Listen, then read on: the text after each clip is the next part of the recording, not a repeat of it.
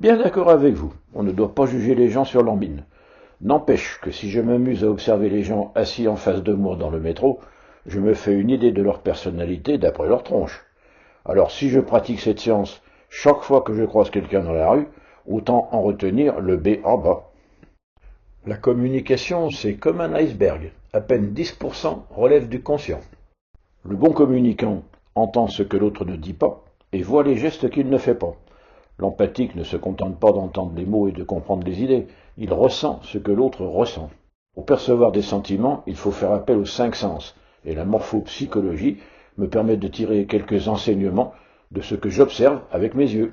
Premier truc à savoir, c'est les trois zones de la tête. La zone 1, c'est le siège de la pensée, la 2, celle de la communication, et la 3, l'action. Celui-ci, par exemple, est un cérébral, ce que l'on appelle communément un crâne d'œuf. Avec lui, vous pouvez échanger des idées. Pour bien vous faire savoir qu'il aime les joutes intellectuelles, il affiche souvent un crâne chauve comme un œuf. Celui-là est plutôt un grand affectif. Il a souvent de grands yeux. Plus ses yeux sont grands ouverts, et plus il faut lui parler avec ménagement, car il avale tout comme une éponge. Sur quelqu'un qui a des petits yeux bien protégés par une arcade sourcilière proéminente, vous pouvez taper fort avant que ça le perturbe. Un petit menton fuyant est révélateur d'un manque d'ambition, et les grands fauves prédateurs ont en général de grosses mâchoires carrées. L'écartement des yeux donne aussi quelques indications. On dit que celui qui a A plus court que B a les yeux près du nez, plus intéressé par les détails que par les généralités. Celui qui, au contraire, a les yeux écartés est réputé avoir une vision plus large.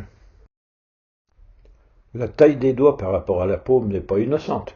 Celui qui a le majeur plus court que la paume est proche des choses et a besoin de toucher pour bien comprendre. À l'inverse, un autre a allongé ses doigts pour mieux garder ses distances. Il y a d'autres trucs beaucoup plus sophistiqués.